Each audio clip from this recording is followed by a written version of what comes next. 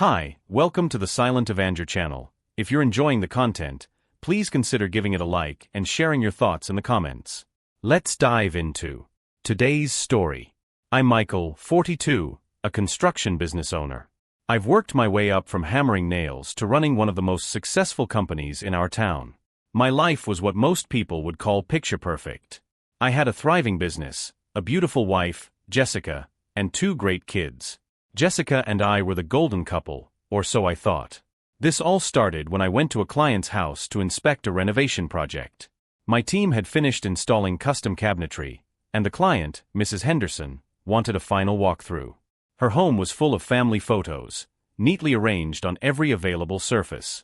While she rambled on about the color schemes, I spotted a framed photo that stopped me cold. It was Jessica, my Jessica, sitting too close to a man I didn't recognize at first. The way her hand rested on his knee, the way they smiled, it wasn't a casual friendship. "Isn't that your wife?" Mrs. Henderson asked innocently. I could only nod, my stomach churning. "That's my nephew's best friend, David. They all came over for a barbecue last summer," she added. I excused myself as soon as I could. I couldn't process what I had seen. Who was David? Why hadn't Jessica mentioned him? I convinced myself there had to be an innocent explanation.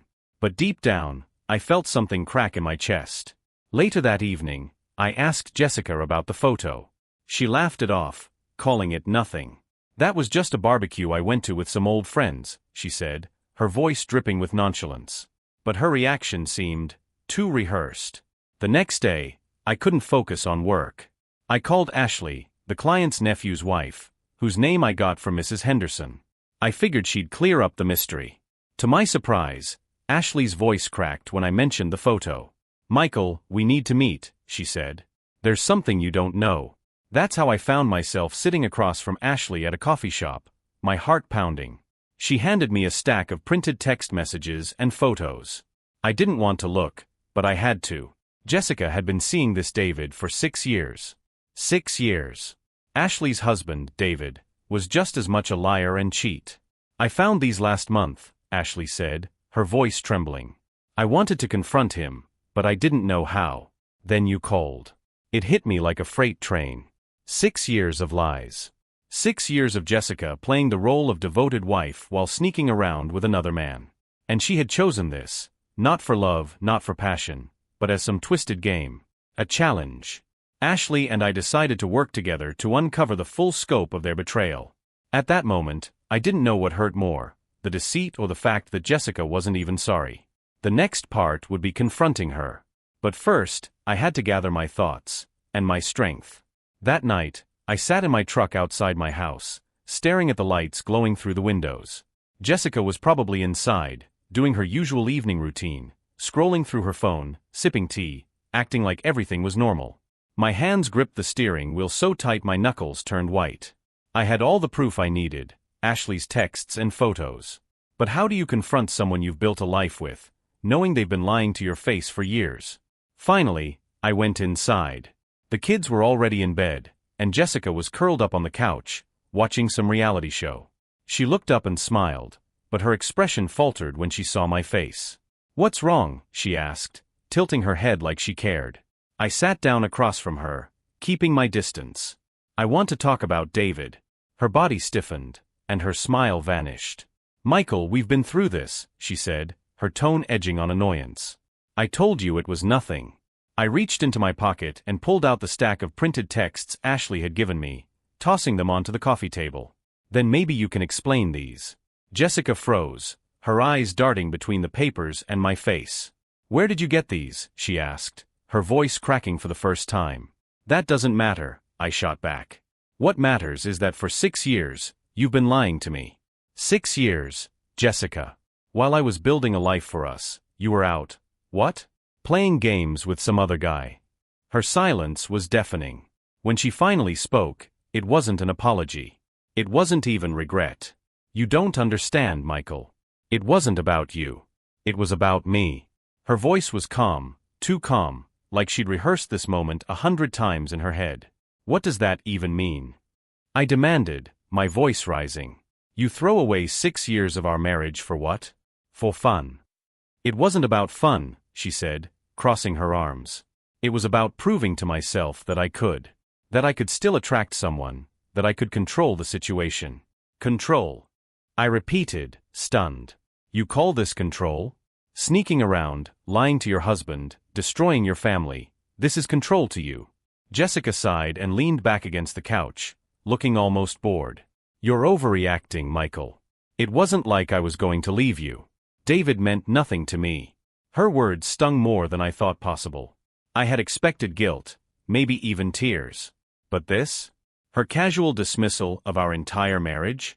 It felt like a slap in the face. Jessica, you've been having an affair for 6 years. That's not nothing. She rolled her eyes. It's not like you're perfect, Michael. You work late, you travel, and you barely pay attention to me anymore. What was I supposed to do? Her deflection hit a nerve. Don't you dare put this on me, I growled. I was out there building a business, building a life for us, while you were sneaking off to be with him. Jessica shrugged, like the conversation was an inconvenience. I didn't plan for it to go on this long. It just happened. I stared at her, my chest heaving with anger and disbelief. I can't even look at you right now. She stood up, smoothing her dress. You're being dramatic. We can talk about this tomorrow when you've calmed down. But I wasn't going to let her walk away this time. No, Jessica. We're not sweeping this under the rug. Not this time. Her expression hardened. What do you want me to say, Michael? That I'm sorry? Fine, I'm sorry. But you're not innocent in this either. You've ignored me for years. I didn't ignore you, I snapped. I trusted you. I believed in us. And you, my voice cracked, and I had to pause to steady myself. You threw it all away. Jessica didn't say another word. She turned and walked up the stairs, leaving me alone in the living room with the damning evidence of her betrayal spread out on the coffee table. I sat there for hours, replaying the conversation in my head, feeling the weight of her indifference crush me. I wasn't ready to make any decisions yet, but one thing was clear: the life I thought I had was over. The next morning, I woke up in the recliner, stiff and drained. Jessica wasn't anywhere to be seen, probably hiding in the bedroom. My mind was a mess of anger, hurt, and questions. I had to talk to Ashley. She was the only one who truly understood what I was going through because she was going through it too. I called her, and within an hour, we were sitting across from each other at a small diner. Ashley looked just as exhausted as I felt. Her eyes were puffy, like she hadn't slept, and her hands shook slightly as she stirred her coffee. Did you confront her? She asked quietly. I nodded. Last night. She didn't deny it. She barely even cared. Just kept saying it wasn't about me, that it was about her needing control or... I don't even know. Ashley gave a bitter laugh. David said the same thing. That it didn't mean anything, that it was just an escape. She used air quotes, her fingers trembling. Funny how their escape becomes our prison. We sat in silence for a while, both of us trying to process how two people we trusted could betray us so completely. Then Ashley leaned forward, her expression hardening. We need to get to the bottom of this, Michael. They've been lying for 6 years.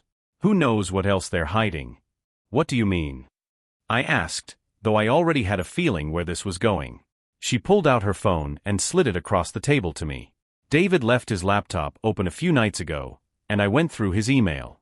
There are receipts for hotel stays, flights, gifts. All during times when Jessica told you she was at work or visiting family. My stomach twisted. You're saying she's been using my money to fund her affair? Ashley nodded grimly. I thought you should know. The betrayal felt like a knife twisting deeper into my chest. So what do we do? I asked, my voice barely above a whisper. Ashley's eyes blazed with determination. We find out everything. Every lie, every secret. If they want to treat this like a game, fine. We'll play, but on our terms. I hesitated. Part of me wanted to walk away, to cut Jessica out of my life and move on. But the other part, the part that couldn't let go of the 6 years of deceit, needed answers. Okay, I said finally. Where do we start? Ashley pulled out a notebook, already filled with notes and dates. I've been tracking their movements for the past month. If we can cross-reference this with what you know about Jessica's schedule, we might be able to figure out how deep this goes. Her preparedness was impressive, but it also drove home how much pain she must have been in to go to such lengths. I felt a pang of guilt for dragging her further into this mess, even though she was already neck-deep in it. Over the next couple of hours, we pieced together a timeline of Jessica and David's affair. It was worse than I imagined. They hadn't just been sneaking around, they'd been building a separate life, complete with secret weekends and elaborate lies to cover their tracks. As we wrapped up, Ashley looked at me with a mix of resolve and vulnerability. "Michael, I know this is going to get ugly, but we can't let them get away with this." I nodded, feeling a spark of strength return. "You're right. They've taken enough from us." For the first time in days, I felt a glimmer of purpose. Jessica and David had underestimated us, but they wouldn't for much longer. It was time to show them what betrayal really looked like. The next step was gathering more evidence. Ashley and I decided to work as a team, dividing the tasks. While she focused on digging into David's financial records and emails, I started tracking Jessica's recent movements. If they wanted to lie, we'd make sure the lies came back to haunt them. The hardest part was pretending everything was fine at home. Jessica was distant but still going through the motions, making breakfast for the kids, running errands, acting like nothing had changed. It made me sick. Every time I looked at her, I saw the lies she told me, the nights she spent with him, the woman I thought I knew but clearly didn't. The first real breakthrough came from Ashley. She called me late one night, her voice tight with excitement. "Michael, I think I've found something." "What is it?" I asked, sitting up in bed. "It's an email chain between David and a hotel manager. He booked a weekend stay at a resort last month." I checked the dates. Wasn't Jessica supposed to be at her cousin's baby shower? My blood ran cold. She was. She even FaceTimed me from there. Ashley sighed. "Michael, I think she faked that. The email says they stayed at the hotel the same weekend. There's even a note about special accommodations for 2 guests. I clenched my fists. Jessica had lied to my face, used family as an excuse, and gone on a romantic getaway with him. "Send me everything," I said. The more Ashley and I uncovered, the clearer it became that Jessica and David had spent years covering their tracks. It wasn't just an affair, it was a second life. Meanwhile, I planted my own trap. I told Jessica I had a big business trip coming up and that I'd be out of town for a few days. She barely looked up from her phone when I mentioned it, which only fueled my suspicion. The night before I left, I set up cameras around the house. Nothing invasive, just enough to capture the comings and goings. I also enlisted my assistant at work, telling her to call me if anything came up that required my immediate attention while I was away. Sure enough, the morning I was supposed to leave, Jessica barely waited until I was out the door before she started making calls. I watched the footage later that day, my stomach churning as she laughed and flirted over the phone. I couldn't hear everything, but it didn't take a detective to figure out who she was talking to. The following night, a black sedan pulled up to our house. Jessica stepped out in a slinky black dress, her hair done up like she was going to a fancy gala. David was waiting for her in the car. They drove off together, and I followed them in my truck, staying far enough behind to avoid suspicion. They went to an upscale restaurant downtown, the kind of place we'd only go to for anniversaries or birthdays. Watching them through the window, it was like seeing a stranger. Jessica leaned in close to David, laughing, touching his arm. I had to fight the urge to storm in and confront them right there. Instead, I called Ashley. "They're together," I told her. "Where?" she asked, her voice sharp. I gave her the address, and within 20 minutes, she was at my side. We didn't confront them, not yet. Instead, we sat in my truck, watching and documenting everything. Photos, timestamps, even video clips. "They look so happy," Ashley said bitterly, her eyes welling up. "It's like we never existed." Her words hit me hard. This wasn't just about betrayal anymore. It was about erasure, about how easily they discarded us for each other. When they finally left the restaurant, we followed them to a boutique hotel nearby. They checked in together, and my heart shattered into a million pieces. "I'm sorry, Michael," Ashley whispered. I didn't respond. There were no words for what I felt. All I knew was that this wasn't over, not by a long shot. The next morning, I woke up with a clear goal: no more passive watching. It was time to take action. But first, Ashley and I needed to regroup and figure out the best way to confront them, not just emotionally but legally. If Jessica and David thought they could walk away from this without consequences, they had another thing coming. Ashley and I met at a park later that afternoon. She looked as tired as I felt, her expression hardened but determined. Last night was hard, she admitted, breaking the silence. Seeing them like that, it made everything feel so much worse. I nodded, staring off into the distance. I know. But we needed to see it.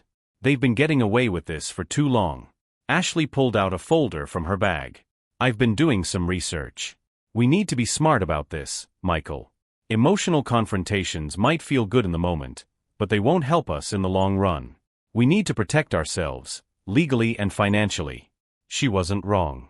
As much as I wanted to unleash every ounce of my anger on Jessica, I had to think about my kids, my business, and what kind of fallout this would create. What's the plan? I asked. We gather everything we can, Ashley said firmly. Emails, receipts, photos, timestamps, everything that proves their affair. Then we confront them when we're ready, on our terms. I agreed. Over the next week, we doubled down on our efforts. I worked late nights digging through financial records and cross-referencing Jessica's business trips with the dates from Ashley's files. Every discovery felt like another stab to the heart, but it also fueled my resolve. One particularly damning piece of evidence came from a credit card statement. Jessica had charged a weekend spa package during a time when she claimed to be at her sister's house. The package included a couple's massage. I wanted to scream. Ashley, on her end, found texts between David and Jessica on an old phone backup. They were explicit, detailing not only their physical encounters, but also the lies they told to cover for each other. It was disgusting, but it was exactly what we needed. In the midst of all this, I had to keep up appearances at home. Jessica acted like nothing had changed, going about her daily routines as if she weren't the subject of a full-scale investigation. It was infuriating. I started sleeping in the guest room, claiming I had back pain and needed the firmer mattress.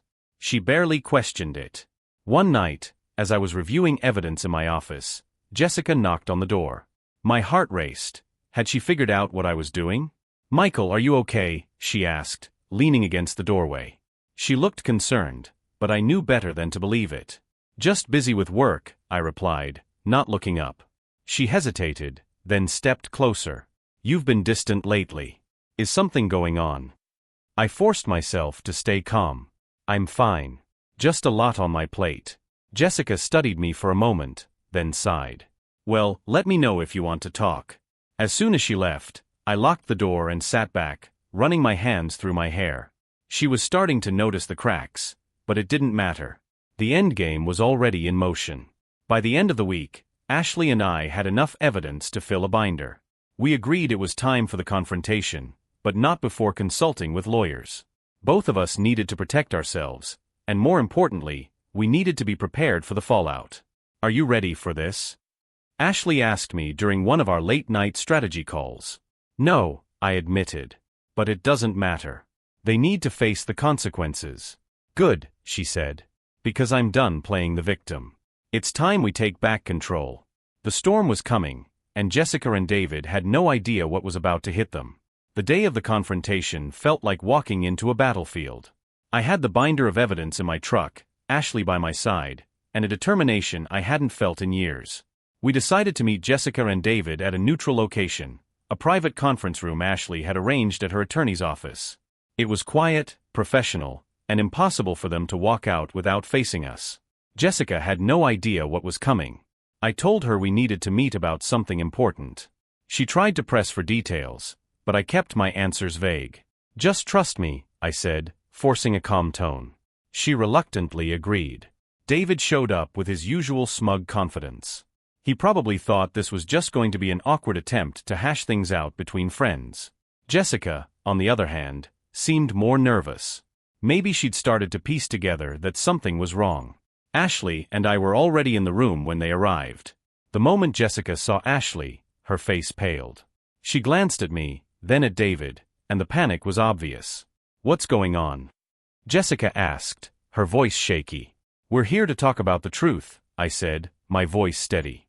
"No more lies, no more games." David tried to act unfazed. "Michael, if this is about business, I don't think."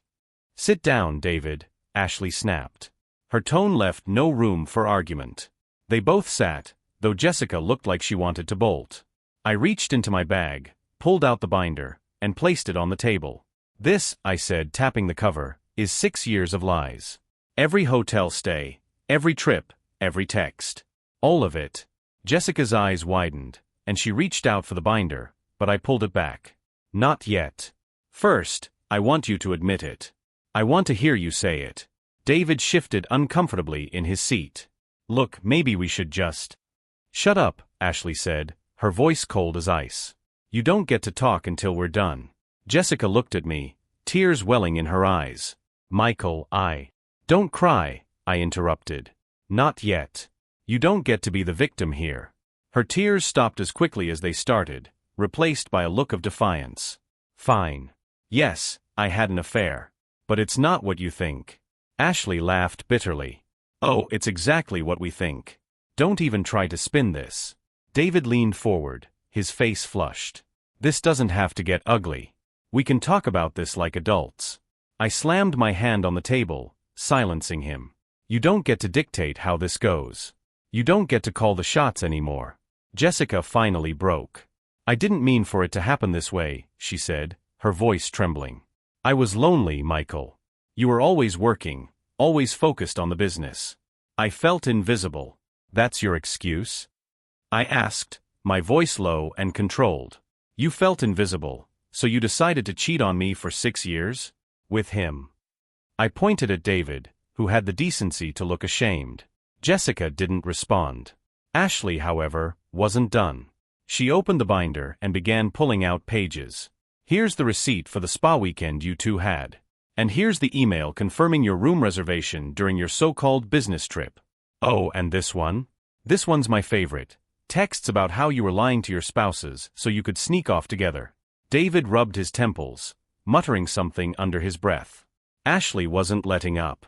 You thought you were so clever, didn't you? But you forgot one thing. We're smarter than you.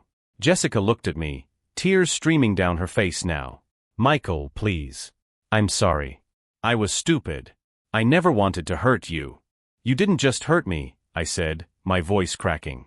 You destroyed our family. You broke everything we built together. And for what? A thrill. A challenge. I'll do anything to fix this, she pleaded. Anything. I shook my head. You don't get it, Jessica. There's no fixing this. David finally spoke up. Look, we all made mistakes here. Let's not ruin everyone's lives over this. Ashley turned to him, her eyes blazing. You already ruined our lives, David. Now it's your turn. The meeting ended with Jessica sobbing and David storming out, muttering about lawyers. Ashley and I stayed behind, letting the silence wash over us. It's done, she said finally. Step 1, at least. I nodded, but my heart felt heavy. The confrontation was over, but the fallout was just beginning. The confrontation was only the beginning. The fallout hit like a tidal wave, dragging everything down with it. Jessica stayed silent for the first couple of days, avoiding me like the plague. But silence couldn't stop what was already in motion. Ashley and I had made sure of that. I filed for divorce that same week. My lawyer, a no-nonsense guy named Carter, assured me we had a strong case. The evidence Ashley and I collected painted a clear picture of infidelity, which would work in my favor during the settlement. Jessica must have realized how serious I was because one evening, she cornered me in the kitchen. The kids were at a friend's house, so it was just the two of us. Michael, please, she started, her voice trembling. Can we at least try counseling? For the kids. I didn't even look at her. Counseling isn't going to fix what you did. Her tone shifted, becoming sharper. So, you're just going to throw everything away? What about the kids? What about the life we built together? I finally turned to face her. You're the one who threw it away, Jessica. Not me. She didn't say anything, just stared at me with a mix of anger and desperation. I walked past her, heading for the door. I'm staying at a hotel tonight, I said. I'll be back in the morning for the kids. As I drove away, I felt an odd sense of relief. Leaving the house, even temporarily, gave me space to breathe, to think. I called Ashley on the way to the hotel. How's it going on your end? I asked. Messy, she admitted. David's furious about the divorce papers. He's trying to say I'm overreacting. I laughed bitterly. Overreacting?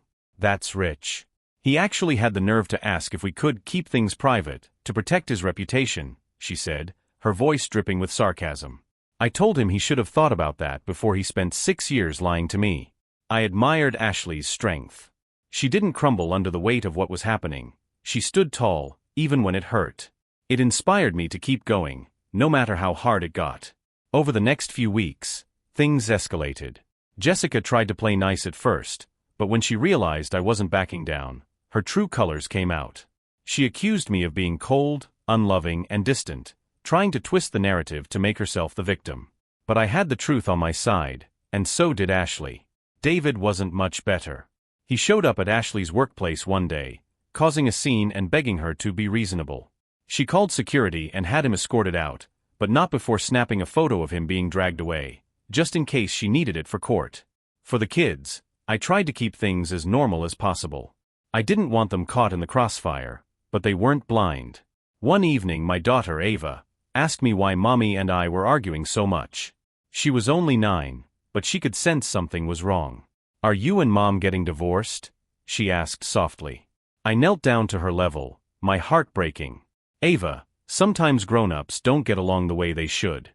But I promise you, no matter what happens, I'll always be here for you and your brother." She nodded, but the sadness in her eyes was a reminder of just how much damage Jessica's choices had caused. Meanwhile, Ashley and I continued to support each other. We met regularly to compare notes and strategize, but it wasn't just about the logistics anymore. We were becoming real friends, two people who understood each other in a way few others could. One night, after a long day in court, Ashley and I grabbed coffee at a quiet cafe. We sat in comfortable silence for a while before she spoke. "Do you ever think about what's next?" she asked, stirring her drink. "Like, what happens after all of this?" I thought about it for a moment. Honestly, I don't know. Right now, I'm just focused on getting through each day. She smiled faintly. "Same here. But I think we'll be okay. Eventually." Her words stuck with me. For the first time in weeks, I felt a small flicker of hope. Maybe, just maybe, there was light at the end of this tunnel. Life after the confrontation was anything but smooth. The divorce proceedings were underway, and every day brought a new complication. Jessica was oscillating between trying to make me feel guilty and outright hostility. One moment, she'd be pleading for a second chance. The next she'd be slinging insults about how work-obsessed I was and how I'd pushed her away. The kids were caught in the middle. Ava was starting to withdraw, spending more time in her room. My son Luke was acting out, little things at first, like refusing to do his homework or ignoring me when I asked him to set the table. It killed me to see how much they were struggling, and I hated Jessica even more for putting us all in this position. Ashley and I kept in close contact, not just for legal reasons but because we had become each other's lifeline. She was dealing with her own share of chaos. David had started showing up unannounced at her house, begging her to reconsider. He even had the nerve to bring flowers one day, as if that would erase 6 years of betrayal. One evening, Ashley called me in tears. "He doesn't get it, Michael," she said, her voice shaking. "He thinks he can just apologize and everything will go back to the way it was." I tried to comfort her. "You're stronger than he realizes, Ashley. Don't let him manipulate you." She sighed. "It's just, I look at him, and I don't even recognize the man I married. How did we end up here?" Her question hit me harder than I expected. How had we ended up here? Jessica and I had been happy once, at least I thought we were. But somewhere along the way, something had shifted. The love I thought was unshakable had crumbled, leaving me to wonder if it had ever been real. A few days later, Jessica blindsided me with a new tactic. She showed up at my office unannounced, her face streaked with tears. "Michael, please," she said, standing in the doorway of my office. "Can we just talk? Without lawyers, without accusations, just us." I didn't want to, but something in her voice made me agree. We went to a nearby park, sitting on opposite ends of a bench like strangers. "I know I screwed up," Jessica began, her voice soft. "I know I hurt you. But I don't want to lose everything we've built. The kids, the memories. We can't just throw it all away." I stared at her, struggling to find the words. "Jessica, you didn't just screw up. You lied to me for 6 years. You turned our marriage into a joke." Her eyes filled with tears. "I was lonely, Michael. You were always working, always distracted. I felt like I didn't matter anymore. I shook my head, anger rising. So your solution was to cheat? To sneak around behind my back and build a life with someone else? How does that fix anything? She didn't have an answer, just more excuses about feeling neglected and unappreciated. I let her talk, but I could feel myself shutting down. The woman I loved, the woman I thought I knew, was gone. Maybe she'd been gone for a long time. When I got home that night, I called Ashley. Jessica tried to talk to me today, I told her. How'd it go? She asked. Exactly how you'd expect, I said bitterly. Excuses, blame shifting, tears. She doesn't want to lose the life we built, but she didn't think twice about destroying it when it suited her. Ashley was quiet for a moment. Then she said, you know, it's okay to feel angry, Michael. It's okay to feel hurt. But don't let her drag you back into the past. She made her choices. Now you have to make yours. Her words stayed with me long after we hung up. For the first time, I realized that moving forward wasn't just about cutting ties with Jessica. It was about figuring out who I was without her, without the life I thought I had. Ashley and I were both standing at the edge of something new. Neither of us knew where it would lead, but for the first time, I felt ready to take the next step. The days after Jessica's plea were quieter but heavier. She didn't push me again, which was a relief, but her silence felt like a looming storm. At home, I focused on the kids, trying to shield them from the fallout. I took Ava and Luke out for ice cream, planned a movie night, and helped Ava with a school project. It didn't fix everything, but it brought small smiles, and that was something. Ashley and I kept working together, but our conversations were shifting. Less about Jessica and David, and more about life after. One evening, after a long day, I called her. How are you holding up? I asked. Exhausted, she admitted. But I did something brave today. What's that? I told David to stop contacting me. Completely. I blocked his number. He tried to use the kids as an excuse, but I told him we'd stick to email for co-parenting. No more texts, no more drop-ins.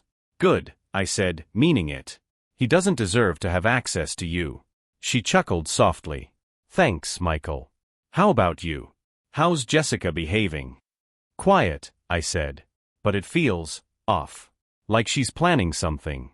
She probably is, Ashley replied. But that's not your problem anymore. Let her spin her wheels. Her confidence was contagious. For the first time in weeks, I felt like I could breathe a little easier. It wasn't over yet, but every small step forward felt like a victory. That night, I sat on the couch, looking through old family photos. My kids' laughter echoed in the background, and for the first time, I allowed myself to imagine a future where the wound started to heal. A future without Jessica. And maybe, a future with someone who truly understood what I'd been through. The calm didn't last long. Jessica's quiet demeanor was just the prelude to her next move. One evening, she cornered me in the living room, her face a mix of determination and desperation. I've been thinking, she started, her voice careful.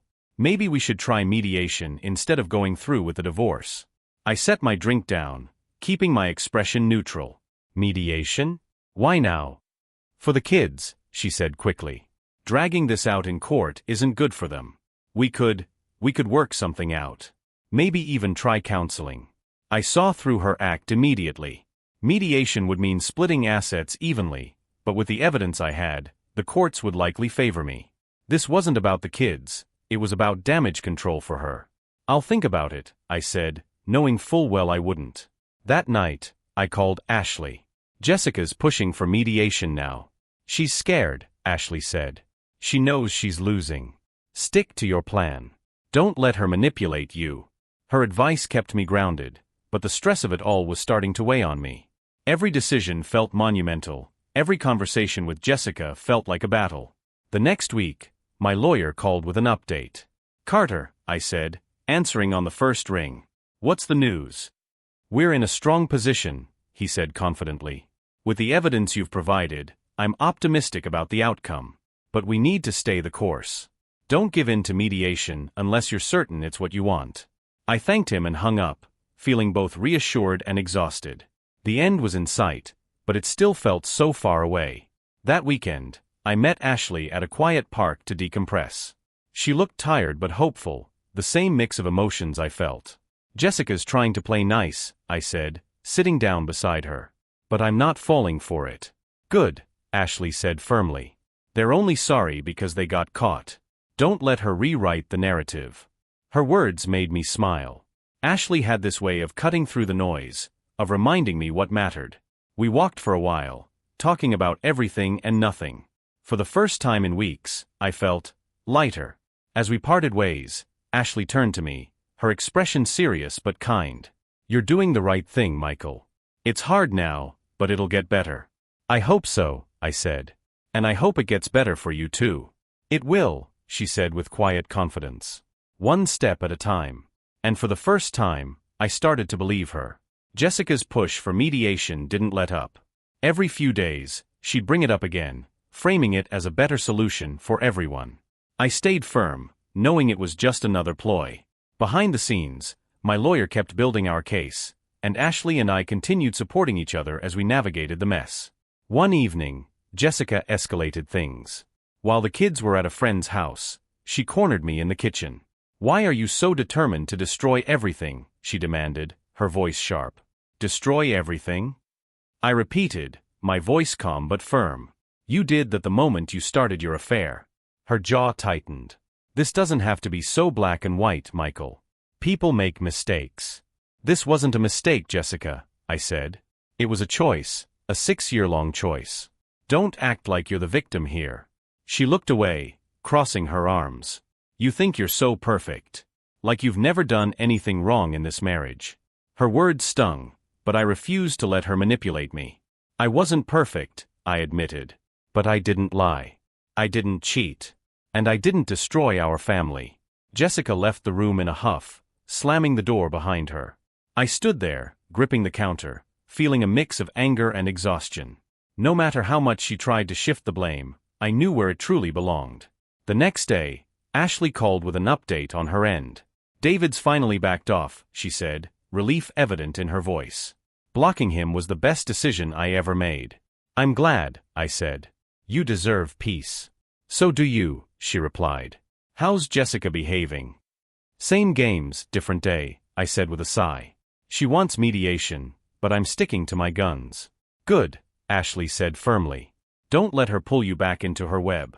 Her confidence bolstered me. We talked for a while, not just about Jessica and David, but about the future.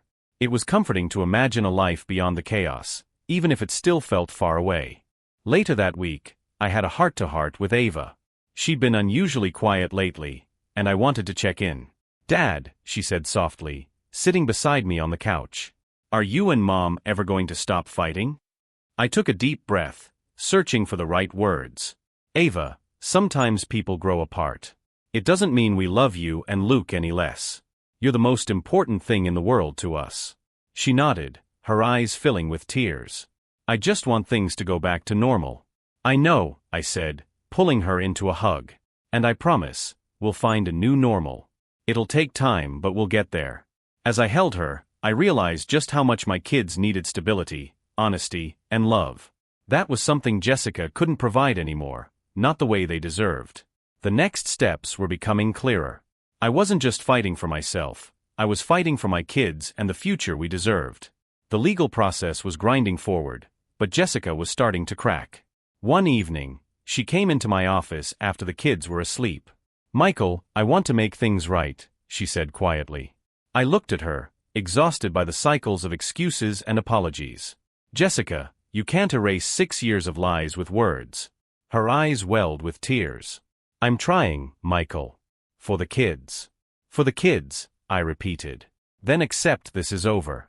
They need stability, not more chaos. She didn't argue, just left, and for the first time, I felt a flicker of peace. I didn't need her admission, I just needed to move forward. The next day, Ashley called.